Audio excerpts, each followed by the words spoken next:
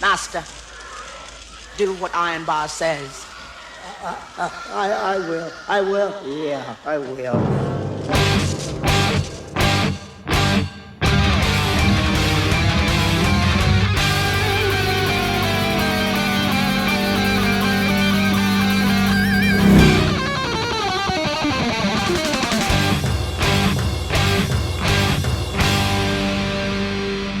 Welcome to the Mad Max Minute, where we pull things up from the pigsties of Mad Max Beyond Thunderdome 1 minute at a time. I'm Rick. And I'm Julia. And today we are talking about minute 43, which begins with Auntie's guards hoisting Master up and out of the pigs, and it ends with Sally Ann emerging from a pipe and running off into the night. Our week begins, and an interesting week that it's going to prove to be, with Auntie standing by as her guard pulls Master up from the pig pit by the rope that he's tied to. This whole situation is so incredibly demeaning.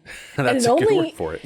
It only gets worse from here. Like, you think he's been brought low, but in this minute, he just gets brought lower. Yeah. I was thinking about this situation because as he's pulled up, he's got just a rope tied around his chest and up under his arms. And that type of getup, A, not very comfortable, B, probably not as supportive and helpful as it could be, and C, like you said, is just plain demeaning because he's strung up like a marionette puppet. He really is. And the way the rope is tied it's certainly not for his own safety. Mm-hmm. There are ways that you tie people up that's dangerous, that harms their blood flow and harms their joints. So this was not done as a proper harness. Right. A rope was flung around his chest. It makes me wonder if Master has got to the point where he's been sufficiently humbled enough to change the way he interacts with people, or if he's just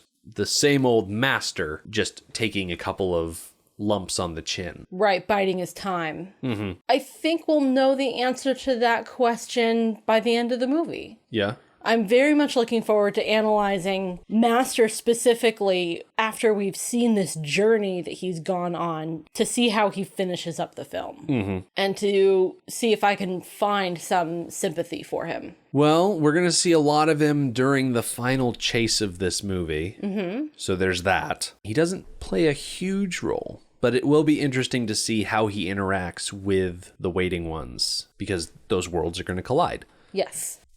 Yeah, every time I've watched this movie, I've never really paid too much attention to Master, so this will be a different exercise for me, for sure. Mm-hmm. So as Master is lifted up out of the pit and swung over into Auntie's face, she looks at him and says, "Master, do what Ironbar says." And Master just says, "Yeah, I will, yeah, yes, of course." I love that this is not a question. She doesn't say, "Will you do what Ironbar says? Now that you have tasted the consequences, will you now behave?" She doesn't say it that way. She just says, "Do what Ironbar says." It is a command with the assumption that he is going to comply. The power dynamic could not be more different, which is kind of a shame because Aunty has been on the other side of their power dynamic, has been publicly shamed by Master, and she's turning around and doing the exact same thing to him, having not learned any lessons about the consequences of treating people this way. I feel like Auntie could be doing more to publicly shame Master. Yes, he had that incident in the dome where Blaster was killed in front of him and he was openly weeping in front of everybody and whatnot, but at least Auntie is keeping Master confined to Underworld in a worker position. It's not like she's dragging him through the streets of Bartertown, telling everyone to look at the funny little man who used to ride piggyback and now he's all on his lonesome. I feel like she could go harder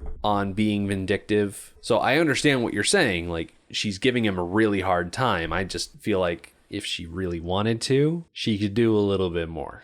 I agree, she could do more. What she's doing is she's humiliating him in front of his community. Right. The people that he works around. Yes. We're assuming that they're still there. Yeah, there doesn't seem to be nearly as many people hanging around doing things as before. So they probably ran away at the first sign of trouble, because if their allegiance was to Master Blaster and now all of a sudden he's on the outs, then that makes their safety and security up for debate. They saw a regime change and they decided it was a good time to leave. Yes. So she's continuing to show people that may have previously been loyal to him, this is what he is now. Mm-hmm. Do not be loyal to him any longer. So Aunty tells Master, obviously, do what Ironbar says. And as Aunty walks away, we get another shot of Ironbar. And I wouldn't say that his expression stands out to me. It just looks to me like Ironbar is feeling vindicated. In the last minute, he was kind of throwing some attitude around. Oh, yeah. There was some definite like eye rolling and stuff like that going on. So yeah, I agree. I think he feels vindicated. Yes, Aunty came in and stopped what he was doing. But then in stopping what he was doing, she also solidified his position of authority in Underworld. Ironbar is loyal to Aunty. He is staunchly Team Aunty. And I don't think he would ever look at this situation where Aunty came in and said exactly what Ironbar just said and now Master is going to listen. I don't think it's one of those situations where he might feel resentful of Master's more or less respect for Aunty. I just think he's there. He's satisfied that, okay, things are going to happen now. I think Ironbar is perhaps more power hungry than he has let on. Yeah. He's actually been relatively reserved up till now. Mm-hmm. There has been a few moments where he's thrown his weight around, literally and figuratively, but it's been very much within the limits of his job description as leader of the guard. Running Underworld has nothing to do with being the leader of the guard. This is a whole nother job. Right. So I think he really is power hungry. He's just good at handling it. I will agree that Ironbar is looking to improve his station. I see his hunger as more of a minor craving. Like when you say power hungry, I feel like that denotes someone who is voraciously gobbling up power left and right. I look at Ironbar and I see someone who has an appetite for hunger. Be like, oh, hey, Ironbar, here's some power here. And be like, oh, cool, that sounds good. I'll have some of that. You know, maybe I'll have seconds. I don't know. I'm not feeling it right now. He's the kind of guy that will snatch at the opportunity, but won't go to the kitchen and make himself his own sandwich. If someone comes in with a bowl of popcorn, he'll be all over it, but he's not the kind of guy to pick up the phone and be like, hey, I will order pizza for everybody. I think perhaps he falls somewhere in the middle. Because I do agree with you that he hasn't really gone out of his way to find places that he can exert his power, except for one instance where he shot Blaster. That's a good point. That was kind of him going out of his way, doing something very risky that ended up with him having more power. So I think that he is somewhere in between casual and voracious. Yeah, shooting Blaster was a risky maneuver. He made a judgment call, and for him, it worked out. Yeah, but it very easily could not have. Which I am absolutely amazed, and I still cannot believe that he didn't get in any trouble. Mm-hmm. He got rewarded. He got his own domain. Which, hey, that's not bad. It's not that bad. It's just another one of those things. I'm just starting to come around on Ironbar, so... But Ironbar is not the only person we should focus on this minute, because about a third of the way into this minute, we switch our perspectives and we can see that Pig Killer is hanging out in the shadows, but he's not hanging out on his own. He's hanging out with Sally Ann. And the two of them seem to be climbing a large pipe type structure towards a grate in the wall. I thought about this scene a lot. Just amazed at Pig Killer's ability to acquire Sally Ann and a water flask and climb up that pipe. And I spent a lot of time thinking about why he could manage this and perhaps how he managed it. And my conclusion was, with the transition of power, nobody's really thinking about proper security. Right. I look at this situation between Pig Killer and Sally Ann, and I see, honestly, the movie is asking a lot from us as far as leaps in logic. This is definitely not a scene where we're supposed to be thinking too hard about it. Absolutely. It comes down a lot, and we're going to see more of this throughout this particular week. It comes down to We just have to assume that Sally Ann is a drastically above average intelligent macaque. Mm-hmm. She does many, many things that are absolutely unbelievable. And we're just going to have to go with it. Mm-hmm. Because it just isn't plausible in any way, shape, or form. And outside of the amazing things that Sally Ann is able to do, there's also the question of how does Pig Killer know that this monkey is related in any way to Max? Oh, well, I know the answer to that. When Max saw Blaster carrying Sally Ann by a rope, he started yelling up at Master Blaster, and Pig Killer grabbed him and said, "Hey, why don't you come help a fella out? So do you come help me work?" He was pulling him away from Max getting himself into trouble. So it was the fact that Max was yelling at Blaster and Blaster was holding the monkey, and Pig Killer put 2 and 2 together? Yes. Okay. I didn't think much of that.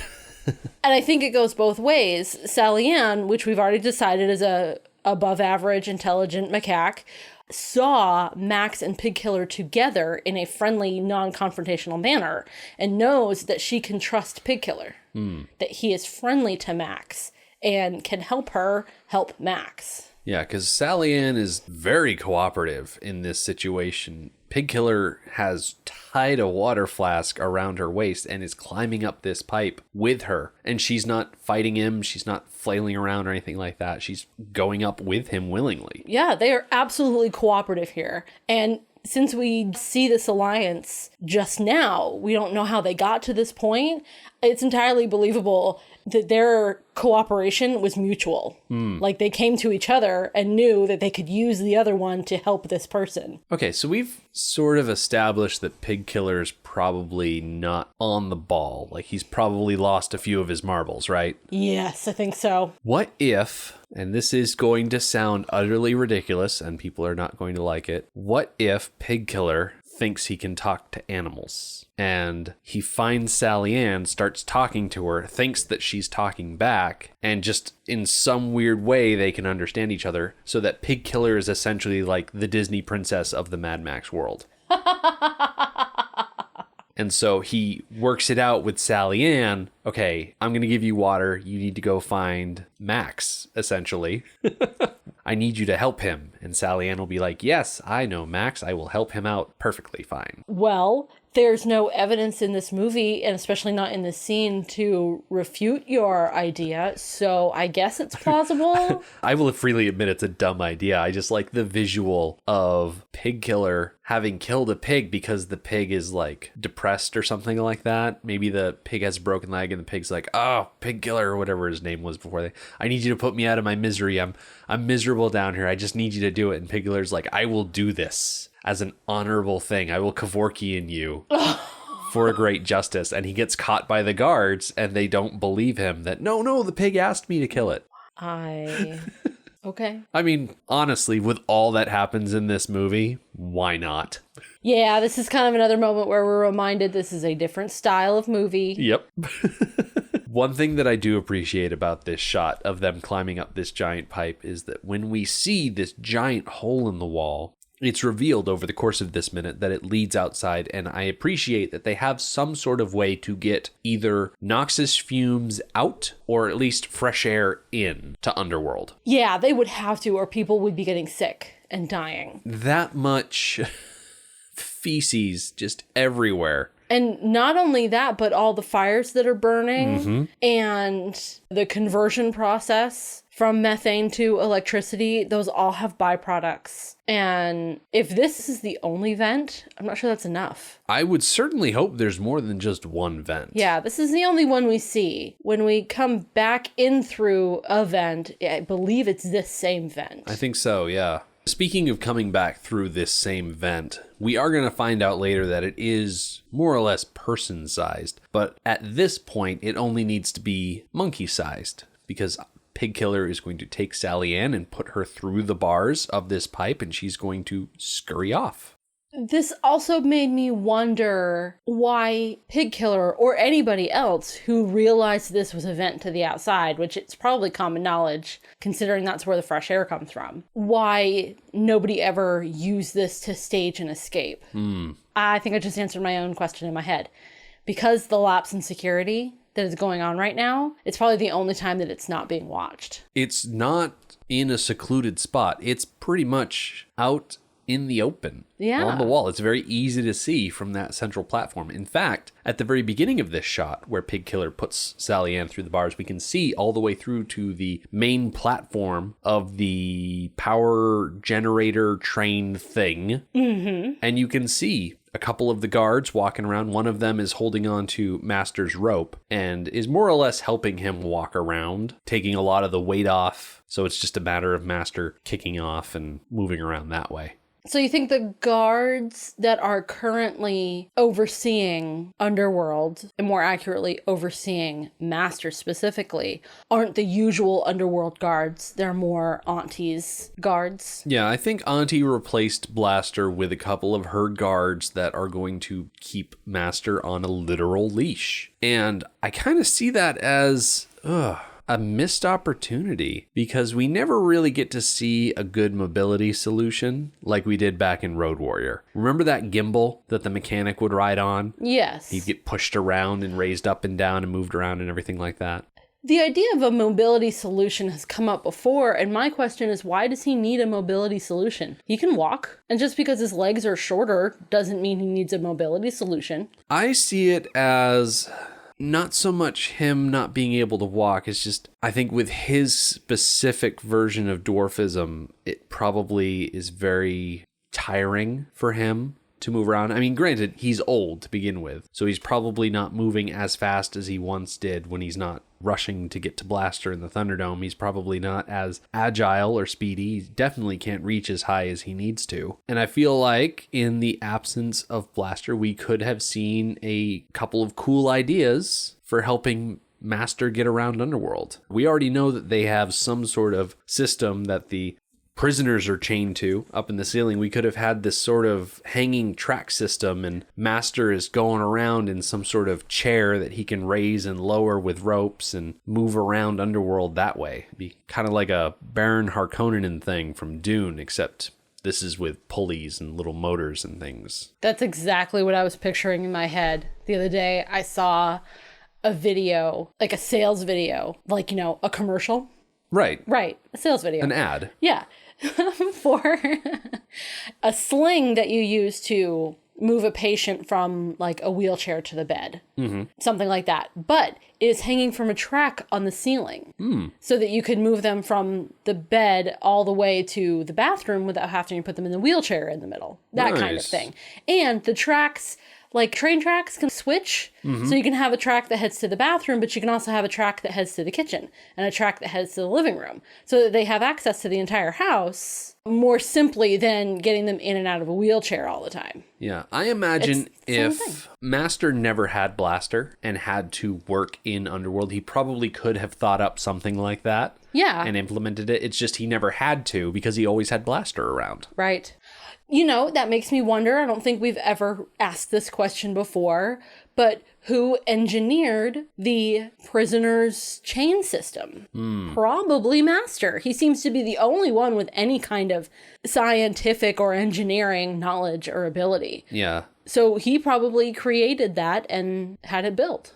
He's definitely the creative sort, the creative engineer. Yes. Like, Aunty is intelligent and aspirational and political. Master also political and aspirational, but with more of a mechanical edge to him. Mm-hmm. I imagine if things had shaken out differently, Master probably could have eventually invented himself a better mobility solution, but that exists in a version of the movie that does not exist. Right. So it is what it is. As I was looking up information about the macaque monkey, and I think Sally Ann is more specifically a rhesus macaque monkey. That's R-H-E-S-U-S, rhesus, not like the candy, but like the monkey. Anyway, it turns out nearly all, meaning 73 to 100% of pet and captive rhesus macaques are carriers of the herpes B virus. The virus is harmless to macaques, but infections of humans, while rare, are potentially fatal. a risk that makes macaques unsuitable as pets. Someone should probably tell Pigkiller and Max, because I'm pretty sure herpes B is the last thing you want in the wasteland. Well, I'm pretty sure that Pigkiller is already or soon to be riddled with disease. Yeah. So I'm not sure that it matters. And I'm not sure that Max cares whether he lives or dies. I think Max is too stubborn to die from a virus. Yes. I think we've mentioned this before, way back in the beginning. The fact that he hasn't died from infection before now is miraculous. Well, it goes back to his Fey heritage.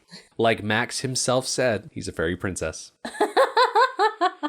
So, Pigkiller drops Sally Ann into this pipe with a flask of water tied around her waist. I've said that before in this minute, but we can assume that Pigkiller is doing so because he assumes, there's a lot of assumptions going on, that Sally Ann is going to be able to find Max. It is a really big job, though. Now, Pigkiller wasn't there when Max was sent out to Gulag, so he probably wasn't sure exactly what he was writing, but... Does he even know what Gulag is? Exactly. He doesn't get to watch the condemned go out into the nothing, so... Yeah, and including Max, there have been 33 Gulag victims. So it's actually a pretty good chance that Pigkiller has witnessed one in the past. So actually, he probably does know. Okay. But is it always on a horse? That's a lot of horses. The novelization does specify that it's an old, broken down horse. But do they really have 33 old, broken down horses? Well, they probably had.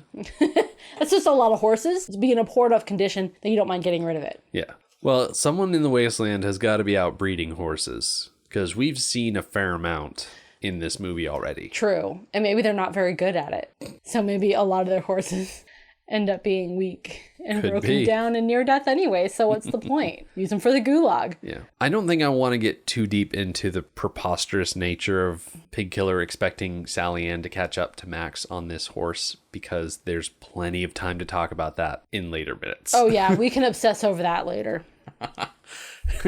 In fact, obsessing over that might be the thing that gets us through Wednesday's minute, but that's beside the point. We get a couple of shots here in the tail end of this minute, the last 8 to 10 seconds or so, of just Sally Ann scurrying through the pipe system of Underworld and eventually making her way outside. I wrote down in my notes that it's lucky for the story that Sally is an adept at navigating large pipes and easily finds her way out, but what I'm guessing is that she probably followed the scent of fresh air. Oh yeah, I think it'd be pretty easy to find your way out of the pipe. There may not be any offshoots. That's a good point. It might all go to the same place. Yeah. Plus, between the fresh outside air and a literal pigsty, I think the fresh air is going to be overwhelmingly obvious where it's coming from. Yeah. Very, very easy to follow, even for our weak and pathetic human noses. So for Sally Ann, no problem at all. So we're pretty much at the end of this minute. I feel like this week might have a couple of short episodes to it just because it's our week of wandering around in the sand. It's that phase of George Miller movies where time passes and things slow down. Right. We've had a couple of verse-chorus pairings, and now we are in the bridge. It's a guitar solo that probably isn't that great. I won't let you comment on guitar solos because you don't like any guitar solos, but that's an entirely different thing. So I'm just going to say that this upcoming Wednesday, next episode, we're going to have Sally Ann embarking on her noble mission to deliver water to Max wherever he may be out in the desert. We're going to see Max's horse succumb to exhaustion, and Max will seize upon his chance to free himself from his bonds. The Mad Max Minute podcast is a fan project by Rick and Julia Ingham. The Mad Max franchise was created by George Miller and Byron Kennedy, is presented by Kennedy Miller Mitchell Productions, and distributed by Warner Brothers. Mad Max Minute is produced and edited by Rick Ingham. Our opening music is Verdi's Dies Irae by Daniel Batista of danielbatista.com, and our outro music is We Don't Need Another Hero by MilitiaVox of militiavox.com. Our home on the internet is madmaxminute.com. You can follow us on Twitter at madmaxminute, like us on Facebook by searching for Mad Max Minute, and join our Facebook listener group, Mad Max Minute Beyond Microphone. If you'd like to support the podcast, visit madmaxminute.com, where you can check out our TeePublic storefront by clicking the store link, join our Patreon by clicking the support link, or make a one-time donation by clicking the donate link. Thank you for joining us for minute 43 of Beyond Thunderdome. We'll see you next time. Everybody say